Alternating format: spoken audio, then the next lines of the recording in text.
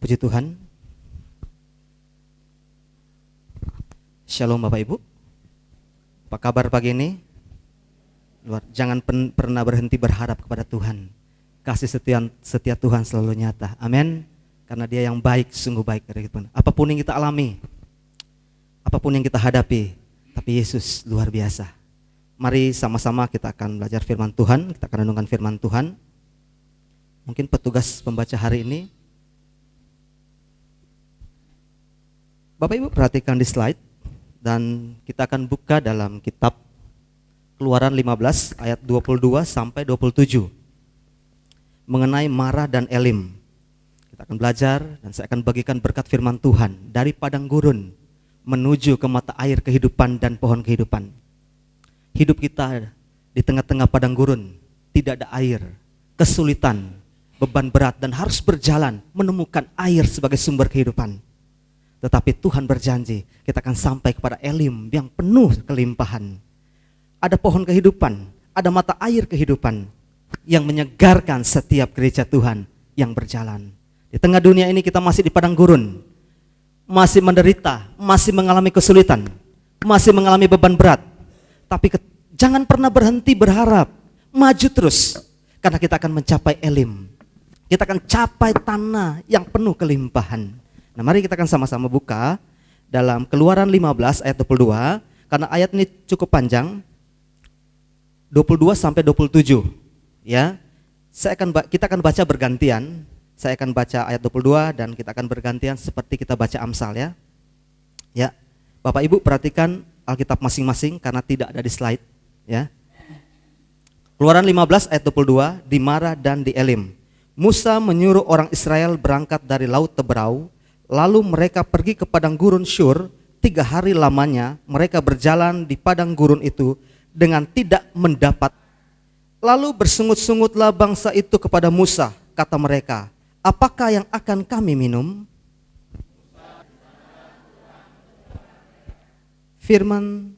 Firman-Nya, jika kamu sungguh-sungguh mendengarkan suara Tuhan Allahmu dan melakukan apa yang benar di matanya, dan memasang telingamu kepada perintah-perintahnya dan tetap mengikuti segala ketetapannya, maka aku tidak akan menimpahkan kepadamu penyakit manapun yang telah kutimpahkan kepada orang Mesir. Ya, amin. Puji Tuhan. Bapak Ibu, ini judul firman Tuhan di Alkitab yang kita baca di Keluaran 15 itu tentang di Marah dan di Elim. Jadi perjalanan bangsa Israel dari ketika mereka bebas dan mereka sampai pada Marah dan Elim. Ada apa di Marah dan ada apa di Elim? Ini suatu daerah, satu tanah yang mereka sempat singgah dalam perjalanan mereka. Dan kita tahu bersama bahwa perjalanan bangsa Israel itu kurang lebih 40 tahun untuk sampai tanah Kanaan, tanah perjanjian Tuhan. Bapak Ibu saudara Tuhan, sini kita lihat bahwa mereka start dari padang gurun. Dari padang gurun menuju sumber mata air. Padang gurun itu bicara hal yang tidak baik, kesulitan, kepanasan, ekonomi sulit, banyak persoalan, dan mereka berseru-seru untuk di padang gurun. Banyak penderitaan yang mereka alami di sana. Tetapi perjalanan mereka tidak berhenti karena mereka berjalan terus menuju tanah Kanaan, tanah perjanjian Tuhan. Nah, kita akan lihat sejarahnya sebelum ke Marah dan Elim. Bapak Ibu perhatikan bahwa bangsa Israel, Alkitab mencatat dalam Keluaran 12, bangsa Israel diam di Mesir itu 430 tahun. Jadi selama 430 tahun, ini bangsa ini karena belum punya tempat, mereka ada di Mesir. Nah, selama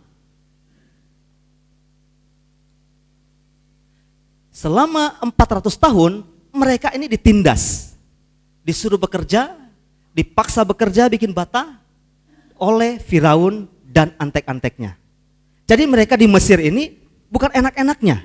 Jadi 400 tahun berapa keturunan itu ya. Mereka ini bekerja di Mesir. Akhirnya muncullah yang namanya Musa.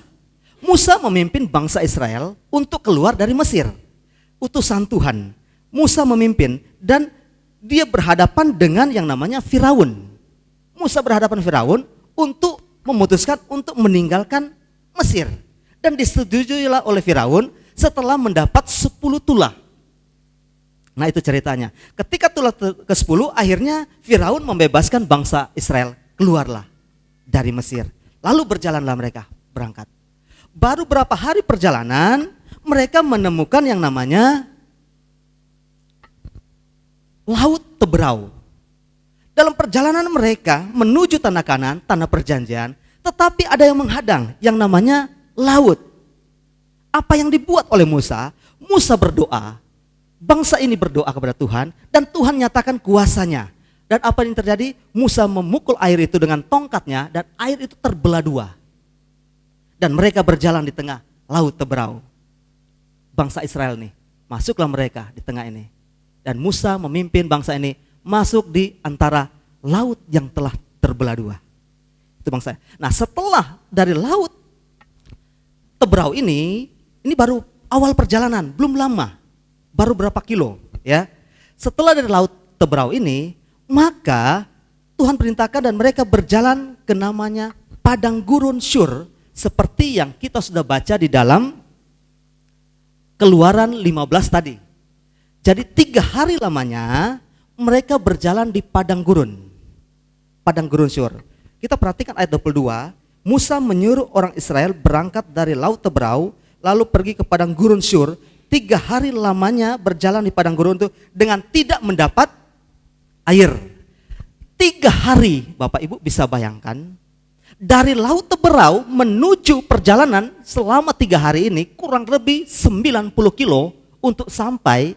Nah kurang lebih 90 kilo dijalani selama 3 hari dan tidak ada air minum, tidak mendapatkan air. Apa yang dibuat? Tidak mendapatkan air, lalu ini bangsanya.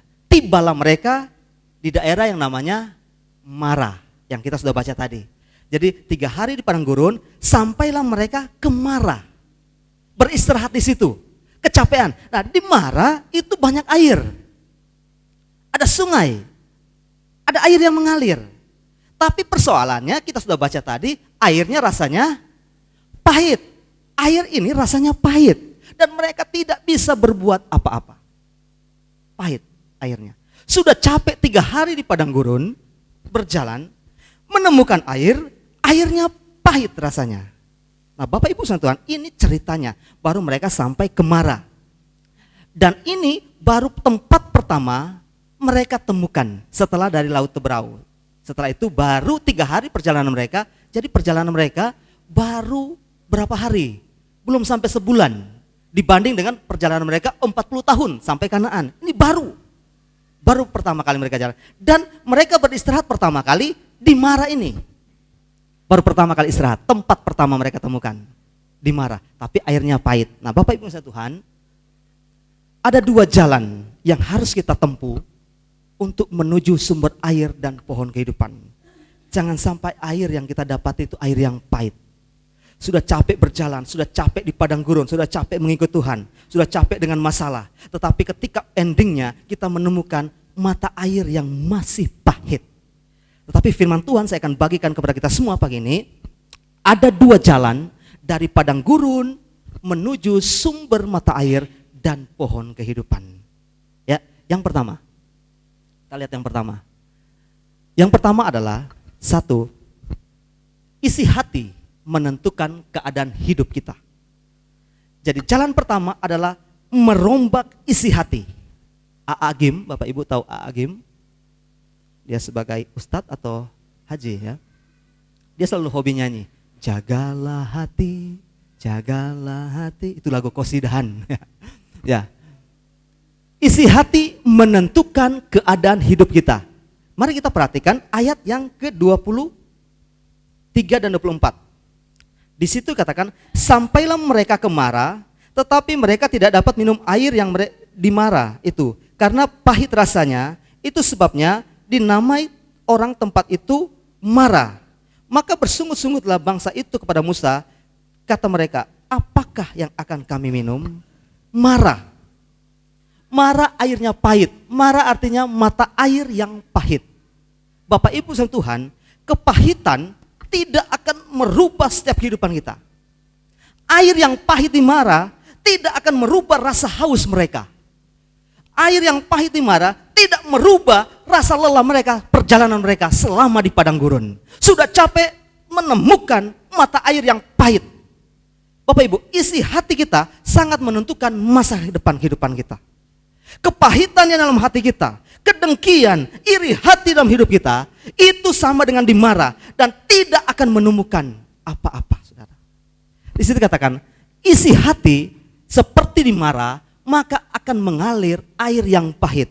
Orang yang isi hatinya pahit, maka buahnya juga pahit, penuh dendam, penuh kebencian, penuh iri hati dan sebagainya. Karena apa? Pahit rasanya. Ada pahit. Di sini bangsa ini bersungut-sungut. Ketika menemukan mata air, Musa, kenapa ini pahit airnya? Ini pertama kali bangsa ini bersungut-sungut di hadapan Tuhan. Padahal baru beberapa hari mereka melihat mujizat Tuhan. Musa membelah laut Teberau. Itu luar biasa. Membelah air menjadi jalan raya untuk mereka bisa jalan.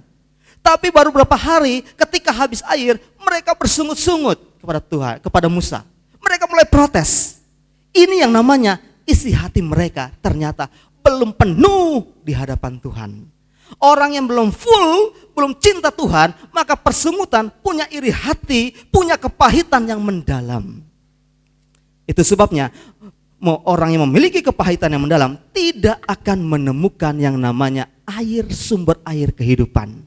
Tetapi dalam cerita ini, apa yang dibuat Musa? Apa yang dibuat Musa? Ya, perhatikan bahwa kita akan lihat solusinya.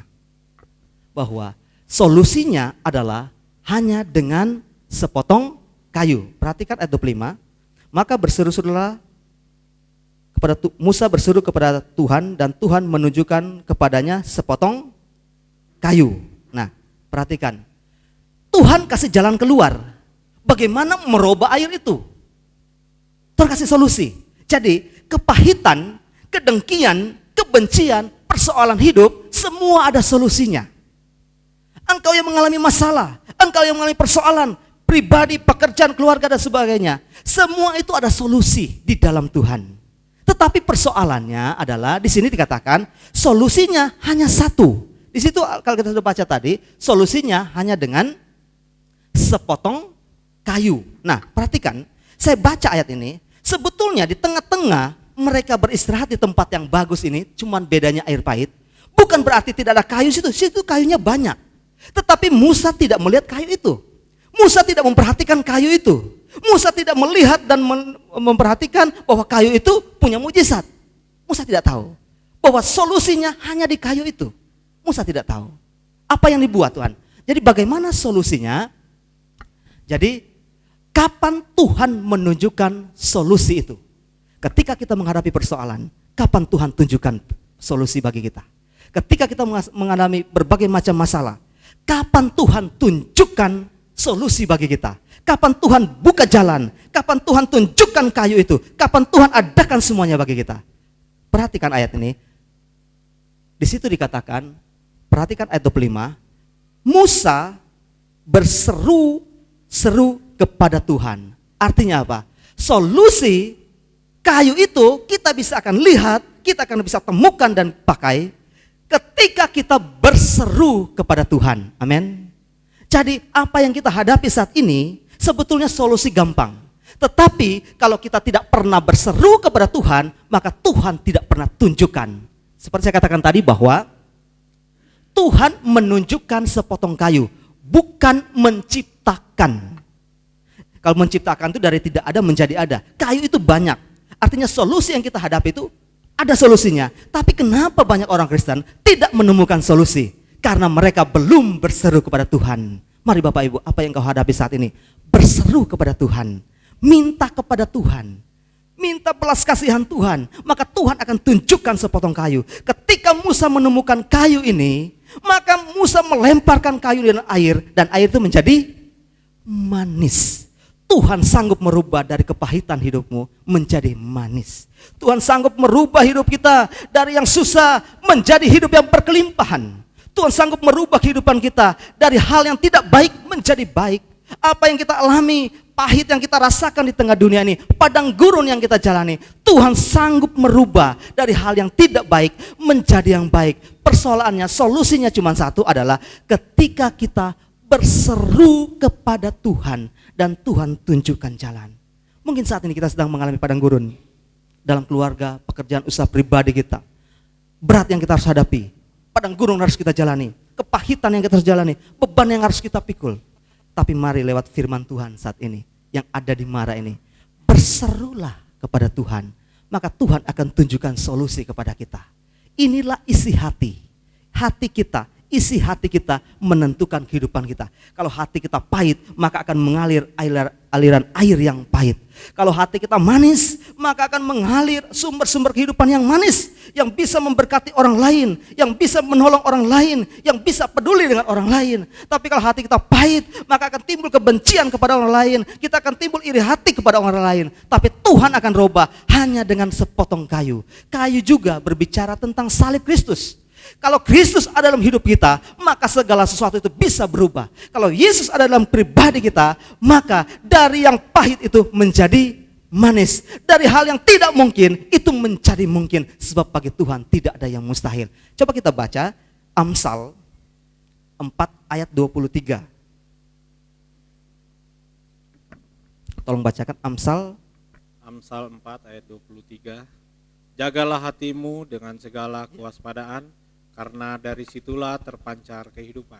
Ya, jagalah hati dari segala kewaspadaan, karena disitulah terpancar kehidupan.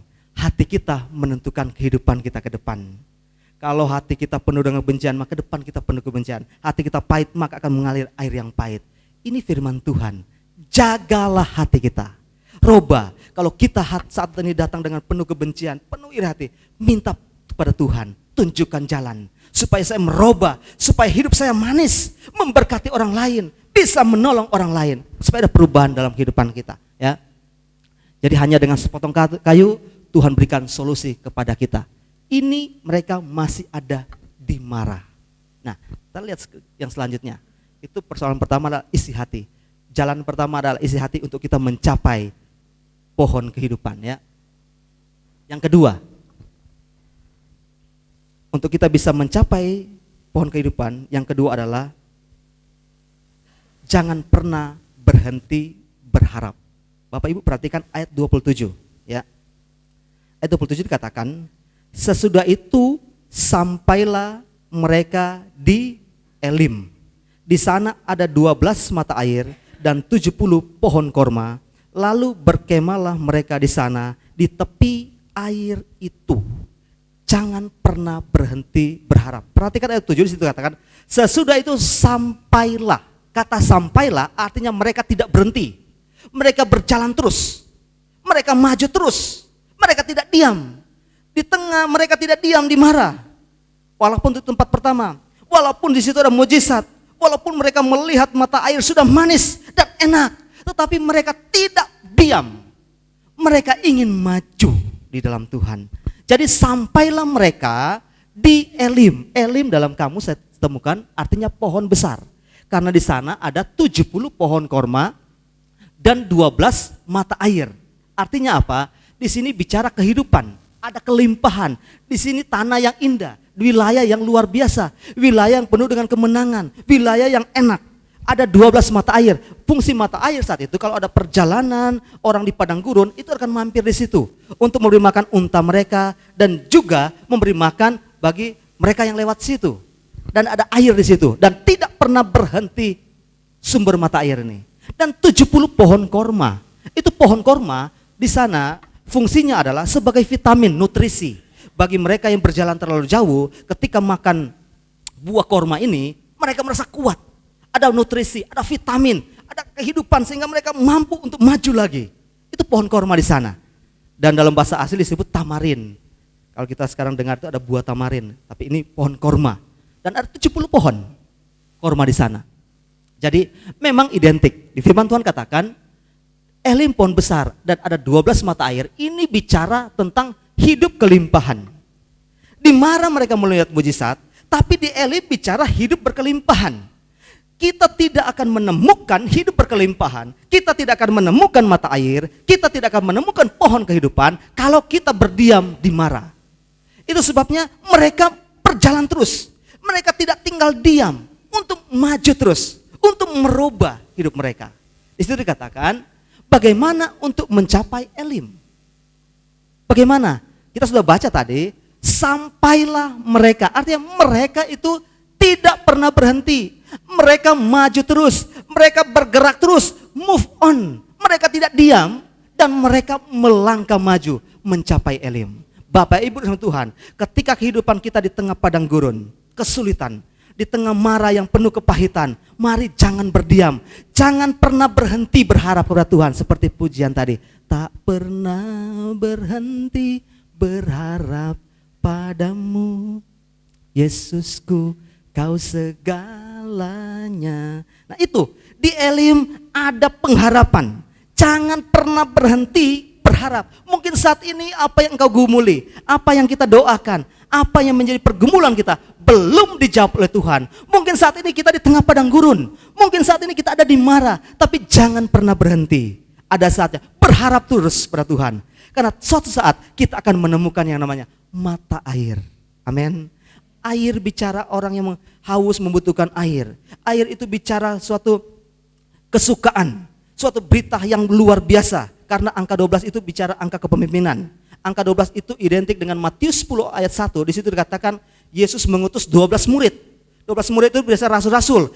Tujuan mereka untuk memberitakan berita kesukaan. Bahkan di Lukas 10 ayat 1 juga dikatakan Yesus mengutus 70 murid untuk mengabarkan berita kesukaan, berita kemenangan.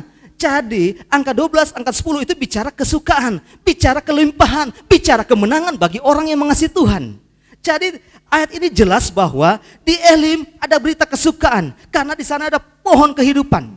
Di sana ada pohon korma. Pohon korma sesuai dengan Mazmur 92 ayat 13 dikatakan orang benar akan tumbuh seperti pohon korma. Orang benar digambarkan seperti pohon korma. Pohon korma bicara orang benar. Orang benar orang yang sudah dibenarkan, orang yang disucikan oleh kebenaran firman Tuhan. Orang yang layak menerima kelimpahan, orang yang layak menerima berkat Tuhan. Hidup dalam kelimpahan. Kelimpahan di dalam firman Tuhan dikatakan, dalam Yohanes 10 ayat 10 dikatakan, Tuhan akan datang dan memberikan hidupmu dalam kelimpahan. Hidup bicara hidup dalam dunia maupun hidup biar sama nanti.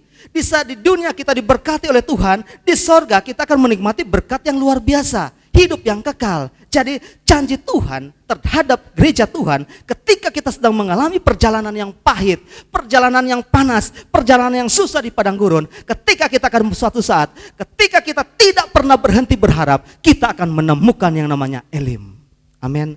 Kita akan menemukan mata air, kelegaan bagi kita. Ketika kita haus, kita akan dilegakan dan kita akan dikenyangkan, diisi kebenaran firman Tuhan oleh pohon kehidupan. Kita akan dipuaskan karena firman Tuhan itu hidup. Amin. Jangan pernah berhenti berharap. Ketika kita berhenti berharap, maka kita akan tinggal di Elim, di Mara. Ketika kita stop untuk berharap pada Tuhan, maka kita akan tetap tinggal di Mara. Mungkin hanya menikmati air yang kita hanya lihat pahit jadi manis, tapi kita tidak akan menikmati yang namanya kelimpahan. Bapak Ibu Tuhan, mari bergerak terus. Jangan pernah diam. Mungkin sulit bagi kita, jangan pernah berhenti. Iblis selalu menawarkan hal-hal yang tidak baik, mengganggu pikiran kita, supaya kita jatuh, supaya kita gagal, supaya kita tinggal di padang gurun, supaya kita bukan berharap kepada Tuhan, bukan berseru kepada Tuhan, tapi mencari solusi yang lain. Tapi Tuhan mau, mari berserulah, maka Tuhan akan turunkan pertolongan, Tuhan akan tunjukkan jalan. Saat-saat ini kita yang hadir, mungkin belum ada jalan keluar, belum ada solusi, mari berdoa, berharap kepada Tuhan, tak putus-putusnya berharap kepada Tuhan, ya. Karena mari coba kita baca Ibrani 6 ayat 19 dan 20. Berharap seperti apa? Ya.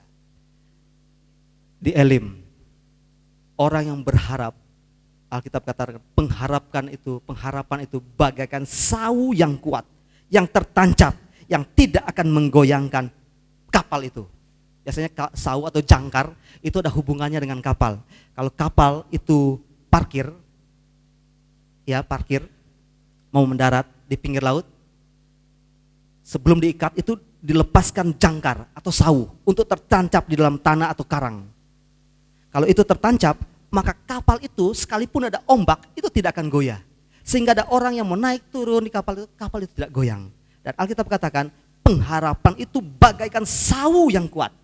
Kristus adalah pengharapan kita. Kalau kita tertancap, tertanam dalam Yesus, maka perahu rumah tangga pribadi kita tidak akan goyang. Amin. Kita tidak akan tergoyang dan tergeser. Coba kita baca Roma 15 ayat 13. Roma 15 ayat 13. Semoga Allah sumber pengharapan memenuhi kamu dengan segala sukacita dan damai sejahtera dalam iman kamu, supaya oleh kekuatan Roh Kudus kamu berlimpah-limpah dalam pengharapan. Iya. Oleh Tuhan kita berlimpah dalam pengharapan. Karena bicara Kanaan itu tujuan sorga. Sorga belum kita lihat. Betul? Sorga belum kita lihat secara kasat mata. Tetapi Alkitab katakan ketika kita berharap memiliki pengharapan, maka sorga itu akan menjadi milik kita, akan bersama kita. Jangan pernah berhenti berharap dalam Tuhan. Kan Tuhan katakan bergerak terus, move on. Mazmur 126 ayat 5 dan 6. Jadi orang yang berjalan, orang yang susah di padang gurun, mereka yang menabur dengan air mata, mereka yang bersusah-susah berjuang dan tidak pernah berhenti berharap, maka mereka itu akan menuai dengan sukacita. Mazmur 126 ayat 5 dan 6. Mazmur 126 ayat 5 dan 6. Orang-orang yang menabur dengan mencucurkan air mata akan menuai dengan bersorak-sorai. Orang yang berjalan maju dengan menangis sambil menabur benih pasti pulang dengan bersorak-sorai sambil membawa berkas-berkasnya. Ya, orang yang menabur dengan mencucurkan air mata akan menuai dengan sorak-sorak. Ayat 6 dikatakan, orang yang berjalan maju, artinya tidak diam, maju terus, move on, menuju Elim. Maka Alkitab katakan, mereka akan pulang dengan sukacita, dengan sorak-sorai. Artinya apa? Persoalan mereka dijawab oleh Tuhan, masalah mereka dipulihkan oleh Tuhan. Apa yang mereka hadapi dijawab oleh Tuhan. Karena apa? Mereka tetap berjalan dan tidak pernah berhenti berharap kepada Tuhan. Nah, gereja Tuhan harus demikian. Jangan pernah berhenti berharap kepada Tuhan. Amin. Ini kesimpulannya. Untuk menemukan mata air, ini bicara hidup kelimpahan, hidup diberkati, solusi dijawab oleh Tuhan. Apa yang kita hadapi diberikan oleh Tuhan. Yang pertama adalah isi hati kita harus rubah. Isi hati kita menentukan keadaan kita. Hati kita pahit, maka kita tidak akan menemukan solusinya. Mari undang Yesus hadir di hati kita. Sehingga ada kayu yang menjadi penolong. Kayu itulah solusinya. Tuhan tunjukkan kepada kita. Supaya hati kita bisa dirubah. Dari yang pahit menjadi yang manis. Yang kedua, jangan pernah berhenti berharap. Jangan pernah berhenti memanggil Yesus. Memanggil namanya, berdoa kepadanya. Mungkin saat ini kita di padang gurun, jangan pernah berhenti, jangan pernah khawatir akan hidup kita. Karena kita sedang berjalan, ada saatnya kita akan temu hidup berkelimpahan. Ada saatnya mujizat terjadi bagi kita. Ada saatnya kita akan menemukan jalan yang datar bagi kita, jalan yang baik. Ketika kita berharap kepada Tuhan. Amin. Nah, Mara dan Elim adalah gambaran tingkatan rohani juga. Nah ini, ada gambaran tingkatan rohani. Ini saya kira Bapak Ibu tahu, inilah skema tabernakel, mungkin ada di gambar sini juga. Ini skema tabernakel. Tabernakel itu ada 3 bagian. Ini yang disebut halaman. Terus di halaman ini baru ada kemah. Kemah itu ada 2 tempat, ada ruangan suci dan ruangan maha suci. Jadi ada 3 tempat. Ini disebut halaman, ruangan suci, ruangan maha suci. Nah, tadi kita sudah baca firman Tuhan, Mara itu sama dengan orang yang masih ada di sini, mengalami kepahitan, pahit manis. Hari ini bertobat jadi manis, kembali lagi. Masih belum ada perubahan. Itu yang disebut Kristen halaman, masih di Mara.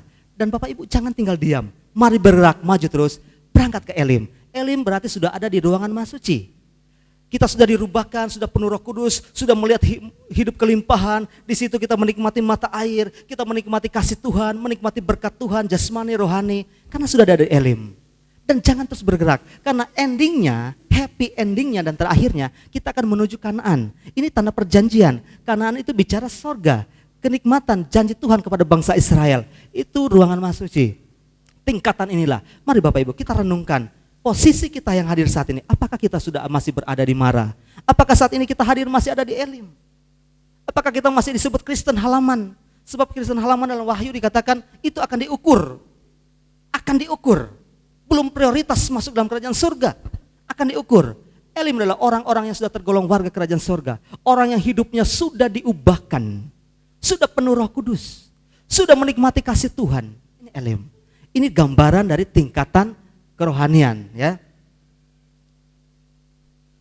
Mari sama-sama kita baca, ini satu kata-kata motivasi bagi kita pagi ini, ya. Sama-sama dengan suara keras, semakin keras kita diberkati Tuhan. 1, 2, 3.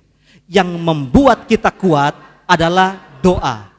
Yang membuat kita dewasa adalah masalah. Yang membuat kita hancur adalah putus asa. Yang membuat kita maju adalah kerja keras dan maju terus.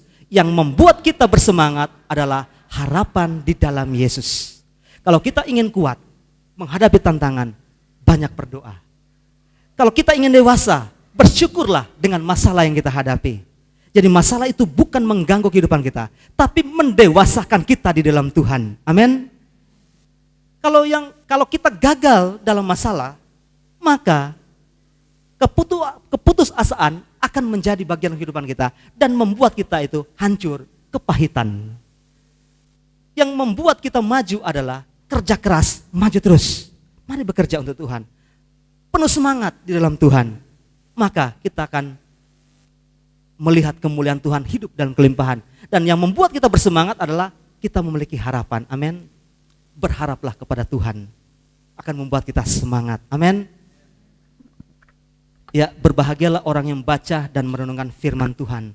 Tuhan Yesus memberkati kita semua. Ya. Saya undang tim musik sama Ibu Nike untuk tolong nyanyikan lagu tadi, ya.